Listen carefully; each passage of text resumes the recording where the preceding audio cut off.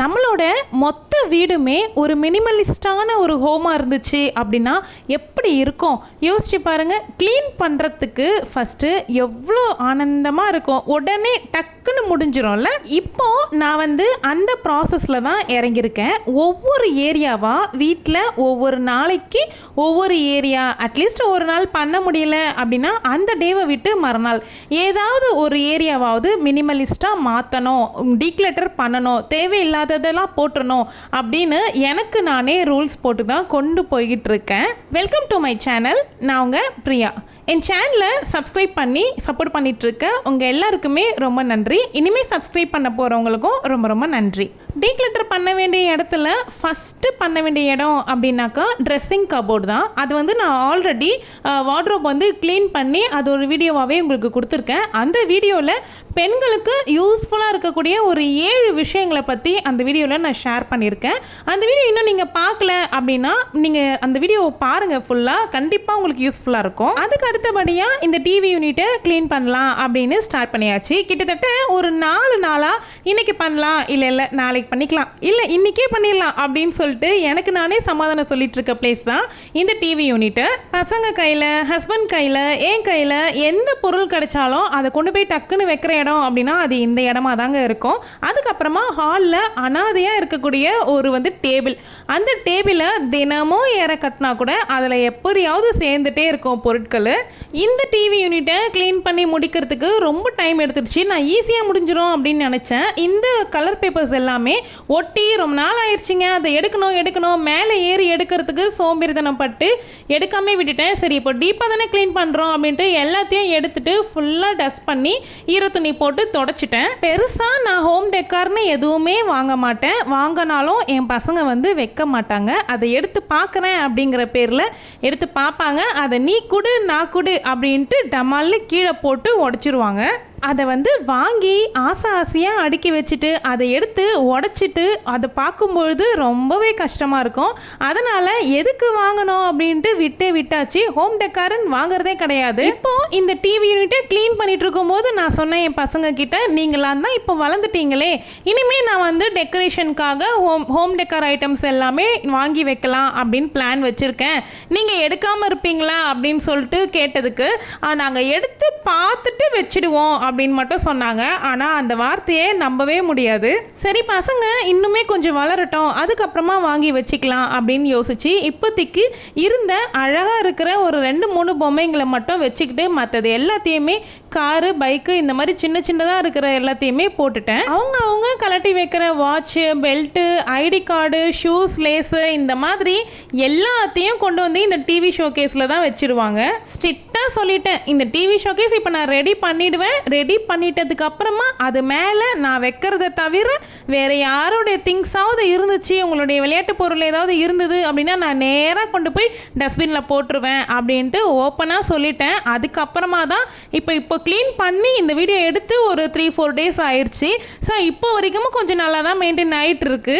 ஆப்வியஸாக டிவி யூனிட்னாவே ஹாலில் தானே இருக்கும். நம்ம வீட்டுக்கு யாராவது வராங்க அப்படின்னும் பொழுது அவங்க ஃபஸ்ட்டு இந்த டிவி யூனிட் தான் பார்க்குற மாதிரி இருக்கும். என்ட்ரன்ஸ் டோர் உள்ள வந்ததுக்கு உடனே இந்த யூனிட் தான் தெரியும் அவங்க கண்ணுக்கு. ஸோ வரவங்க எல்லாருமே இது மார்பிளா அப்படின்னு சொல்லி நிறைய பேர் கேட்டிருக்காங்க. பட் இது மார்பிள் இல்லை.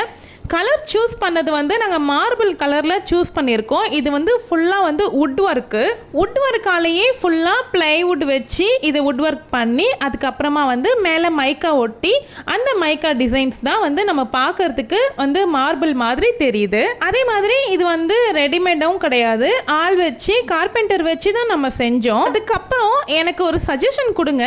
வீடியோ பார்த்துட்ருக்க உங்களில் எத்தனை பேர் வீட்டில் வைஃபை கனெக்ஷன் வச்சுருக்கீங்க அப்படின்னு சொல்லுங்கள்.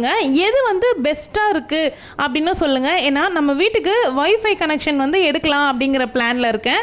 பட் எது எப்படி நல்லா இருக்கும் அப்படின்ட்டு எனக்கு கரெக்டாக தெரியல செலக்ட் பண்ணுறதுக்கு. ஸோ எது பெஸ்ட்டாக இருக்கும், நீங்கள் யூஸ் பண்ணுறதுல எது உங்களுக்கு பெஸ்ட்டாக இருக்குது அப்படிங்கிறத பற்றி எனக்கு கமெண்ட்டில் ஷேர் பண்ணுங்கள். மழை டைமில் இந்த செவர் எல்லாமே நல்ல ஓதம் கொடுக்கோங்க. அதனாலேயே அந்த பெயிண்ட் எல்லாமே உறிஞ்சி வந்துருச்சு செவுத்தில். அந்த பக்கம் நல்ல ஈரம் கொடுத்துரும். இந்த வுட் ஒர்க் வேறையா அந்த செவுத்து செவுத்துக்கும் வுட் ஒர்க்குக்கும் ரொம்ப டேமேஜ் கொடுக்கும். இது எப்படியோ பராமரிச்சுக்கிட்டு வந்துட்டுருக்கோம். இந்த வுட் ஒர்க் பண்ணும்போதே தான் கிச்சன்லேயுமே மாடுலர் கிச்சன் வந்து பண்ணோம். பட் அது எல்லாமே ஈரம் பட்டு ரொம்பவே மோசமாயிடுச்சு. இன்னும் கொஞ்சம் மாதம் போகட்டும் அப்படின்னு பார்த்துட்ருக்கேன்.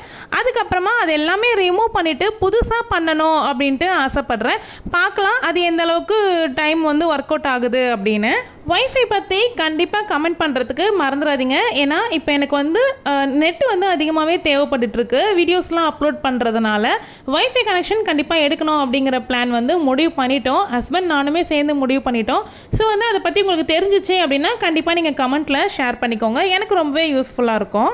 வீட்டில் வந்து ஹோம் தியேட்டர் வந்து இதுக்கு முன்னாடி ஃபிக்ஸ் பண்ணி வச்சுருந்தோம். அதனுடைய ஒயர்ஸ் எல்லாமே டிவி பேக்லேருந்து வந்துட்டுருக்கு. அந்த ஒயர் வந்து எடுக்கவும் முடியல, வேண்டான்னு கட் பண்ணவும் முடியல. சரி ஃப்யூச்சரில் ஸ்பீக்கர்ஸ் எல்லாமே கனெக்ட் பண்ணோம் அப்படின்னா அந்த ஒயர் வந்து தேவைப்படும் அப்படிங்கிறதுனாலேயே அது வச்சுருக்கேன். ஸோ அதனாலேயும் என்னவோ நிறைய ஒயர்ஸ் இருக்க மாதிரி இருக்கும். டிவி வந்து இதுக்கு முன்னாடி ஸ்டாண்டு வச்சுருந்தோம்ல, ஸ்டாண்டு வச்சுட்டு அதை அப்படியே நிற்க வைக்கிற மாதிரி இருந்துச்சு. அதுக்கப்புறமா இந்த மாதிரி வந்து மாட்டி விட்டுட்டோம். மாட்டி விட்டதுக்கப்புறமா அந்த ஒயர்ஸ் எல்லாமே ரொம்ப விசிபிளாக தெரிய ஆரம்பிச்சிருச்சு. இப்போ வந்து 3 பின் போட்டு தான் யூஸ் பண்ணிகிட்டு இருக்கோம். இப்போ அது எல்லாமே ஒன்றா ஒரே ட்ரேக்குள்ளே வர மாதிரி, ரிமோட்ஸ் எல்லாமே ஒரே ட்ரேயில் வர மாதிரி வச்சுருக்கேன். கீழே இருக்க ட்ராஸு, அப்புறம் இந்த கண்ணாடி ரேக்கு, இதில் எல்லாமே தேவ்பிரியா ஃபேன்சிக்கு அந்த சேனலுக்கு தேவையான ஐட்டம்ஸ் எல்லாமே அதில் வச்சுருக்கேன். அந்த சேனலில் ஃபோட்டோஸ் எடுக்கும்போதோ வீடியோ எடுக்கும்போது மட்டும் தேவையான பொருளை வெளியே எடுத்துக்கிட்டு அதுக்கப்புறமா அங்கேயே அடுக்கி வச்சுருவேன். இதுக்கு முன்னாடி வார்ட்ரோப் ஆர்கனைசேஷன்லேயுமே ஒரு 2 செக்ஷன் வந்து அந்த சேனலுக்கான செக்ஷனாக தான் நான் எடுத்துக்கிட்டு இருக்கேன். ஏன்னா திங்ஸ் வந்து அரேஞ்ச் பண்ணி வைக்கிறதுக்கு எனக்கு இடம் இல்லை. அதனால இந்த மாதிரி அங்கங்கே கிடைக்கிற இடத்த நான் யூஸ் பண்ணிகிட்ருக்கேன். இதை பாருங்கள், இதெல்லாம் தான் நான் அதுலேருந்து எடுத்த திங்ஸாக நான் பார்க்கும்பொழுது இவ்வளோ பொருட்கள் அங்கே இருந்த மாதிரி தெரியவே தெரியல. பாருங்கள், வெளியில் கீழே எடுத்து போட்டதுக்கு பிறகு தான் தெரியுது. இதில் பசங்களுடைய உண்டியல் ஒரு 2-3 பொம்மைங்க மட்டும் நான் எடுத்துக்கிட்டு மற்றது எல்லாமே போட்டுட்டேங்க.